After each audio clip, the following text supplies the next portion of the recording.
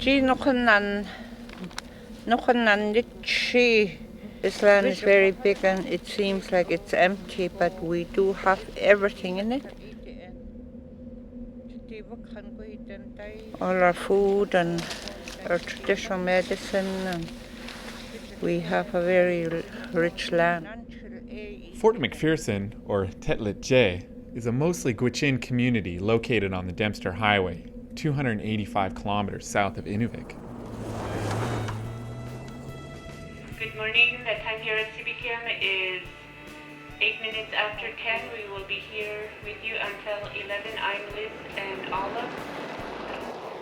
It is north of the Arctic Circle, so the people experience 24 hours of daylight in the summer and 24 hours of dark in the winter. Dave Peterson shot 3 moose above Brad River. If you could help haul the meat, call 2461 for more information.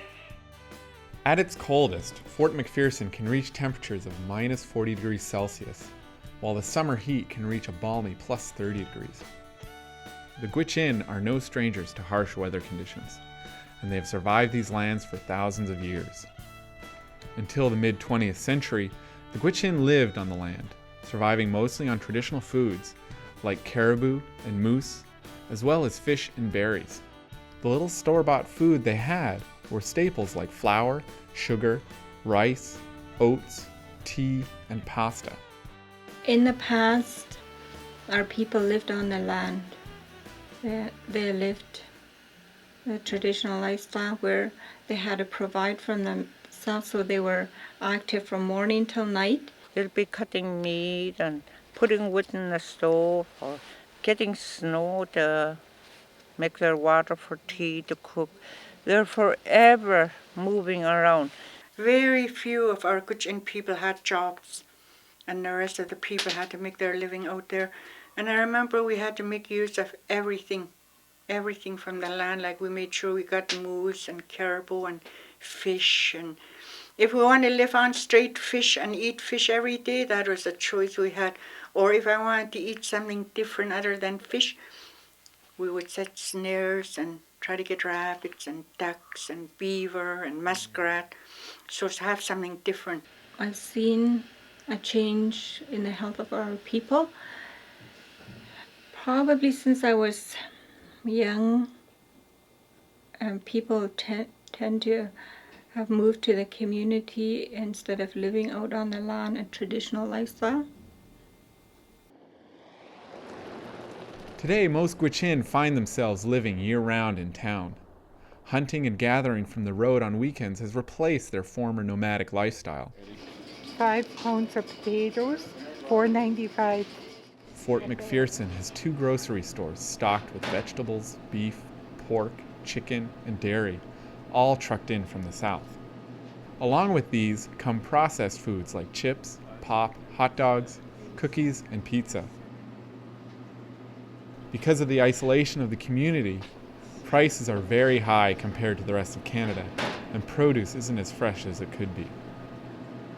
People are buying more pop and processed foods than fresh foods because they're easier to prepare and not as expensive.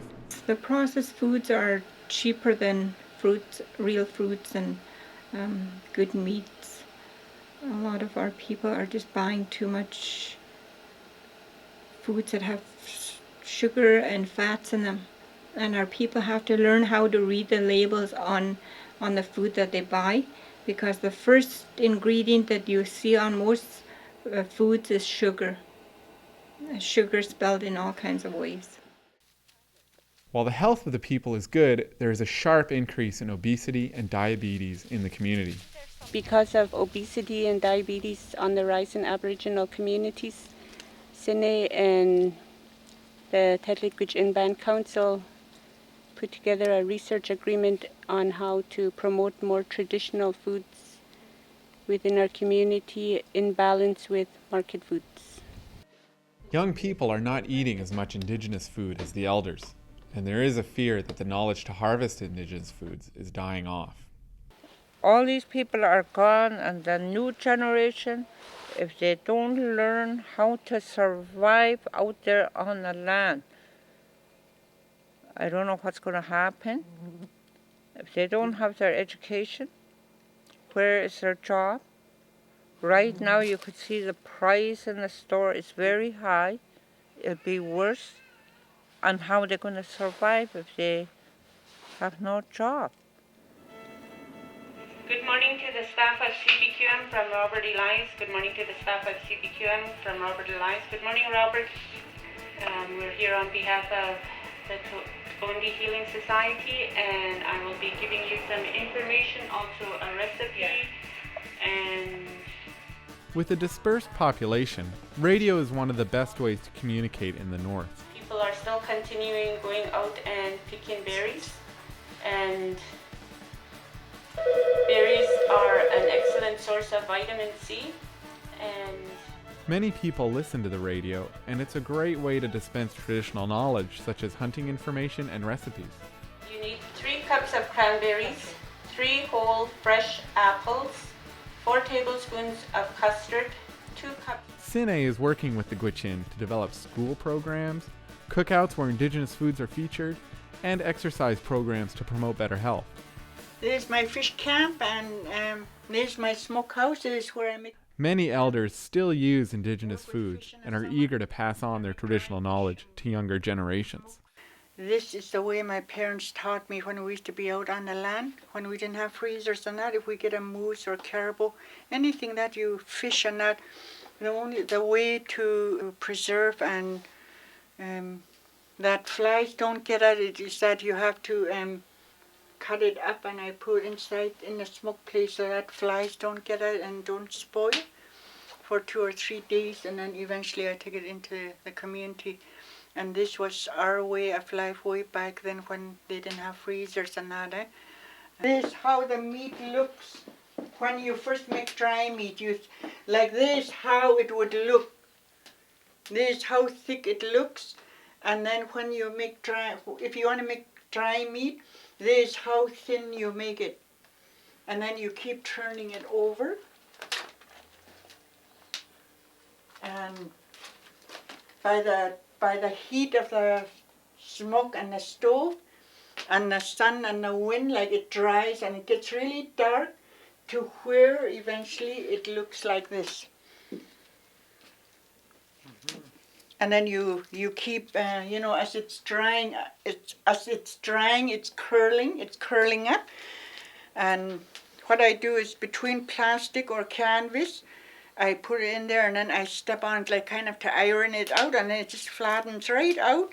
And there's the way it was on a pole, and then when it's time to hang it up, I turn it on this side.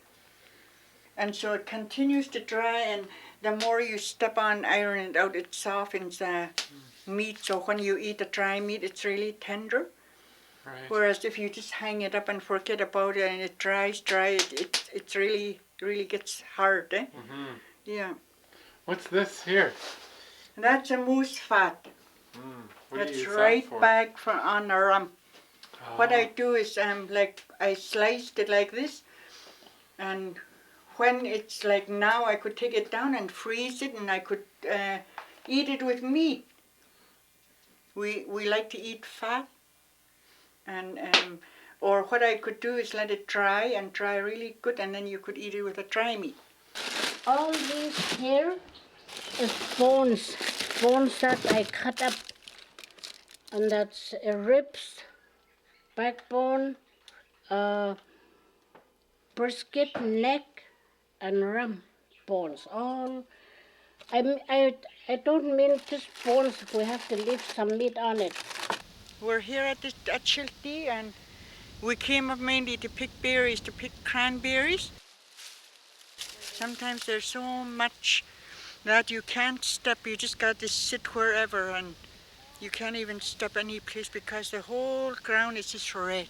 We cook it different ways. We boil it, and we put custard and sugar in it, and you could cook it with losh liver. You cook the liver, and then you, in a frying pan, then you add the cranberries and sugar.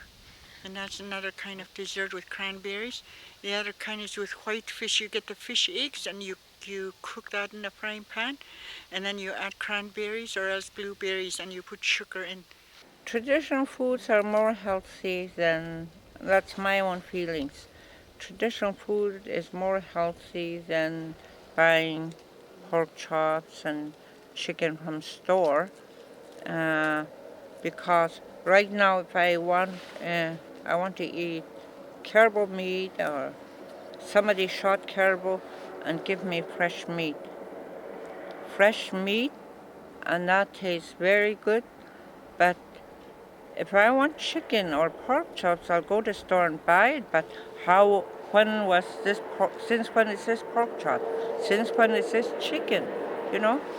Uh, for older people like myself, I don't think we enjoy these food very much, not like our own traditional food.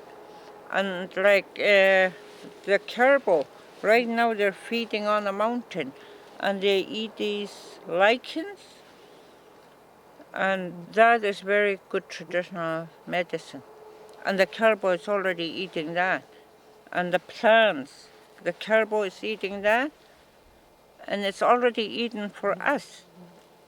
And I believe the moose is eating willows. There's a lot of different willows out there. That is our traditional medicine. And the moose already is eating that. Yes, the Gwich'in do rely on traditional foods, most important being caribou, moose, and wildfowl, waterfowl, and fish. The health of the indigenous food sources of the Gwich'in is directly connected to the environment. It's very important because if you don't have a land base and good habitat, then the species won't be around. So in order to maintain the species, you have to have good habitat. And that would be preserved by good land management.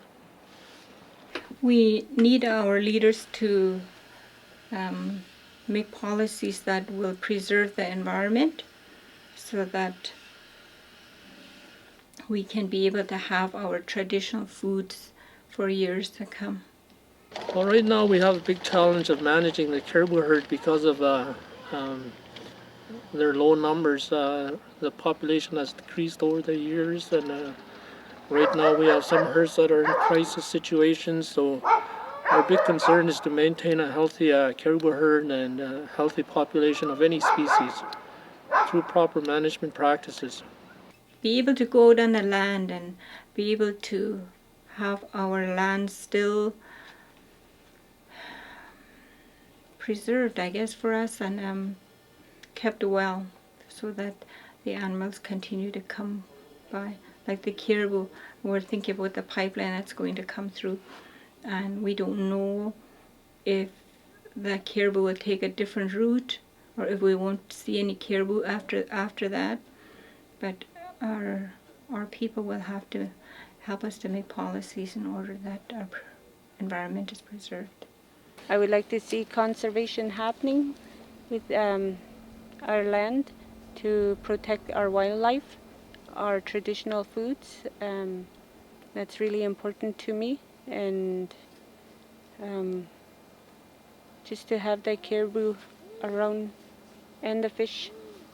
It's very important that you maintain ties to the traditional use of the land, the species. It's very important because that's basically our identity there, and once you lose those practices, then you're basically losing your identity as a First Nations people.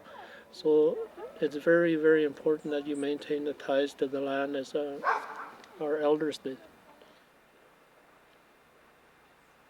If our people try hard to live a healthier lifestyle, eating good foods, they will be healthier by not having problems with diabetes and problems with obesity. And once people are sick with diabetes, they become frustrated. It's very, very hard. Right now, I'm going to tell you something that is very, very hard to just live out of store. Because you could go there and buy pork chops, you could buy chicken, you could buy wieners. Next thing you know, your bill is very high. And once you're cut off, what are you going to do if you don't have traditional food? You're going to be stuck. That's my own feelings about the new generation. If people live a healthy lifestyle, they won't have those kind of problems.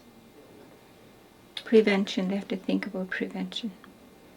This project is so important to me is because I have children and I know the importance of traditional foods, how much healthy they are compared to chicken or other meats you find in the store.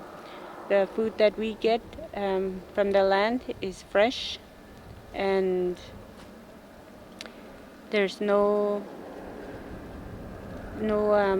chemicals in our food, and I would like to see my children are fortunate that's the way they were brought up, and I would like to see more kids eat more traditional food.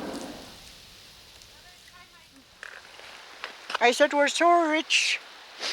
The reason I say that is because like down south you could fish, but you can't eat the fish, whereas us we could just you could just go down to the river and dip your cup in and drink water. It's not polluted. And then you could go out on the land and you could eat berries. It's not polluted. You could get your moose, you could get your caribou, your rabbits, your beaver, your muskrat, grouse, ducks. You never really worry about pollution because our land is not really polluted. Mm-hmm. After you hear stuff from down south where people could go fishing but they can't eat they can't eat the fish, and you can't just get water from any place. You have to carry your own water. And so because of that, I say we're so rich. I'm not saying that we're rich with money, we're rich for our tradition and our culture. So the time here at Gwich'in is 11 o'clock. So we'll be signing off and we will see you again next week on Gwich'in. And again, if you have any suggestions for me on how to promote traditional foods, please feel free to give me a call over at the Twenty office at 2025. But anyways, I hope everyone has a nice day.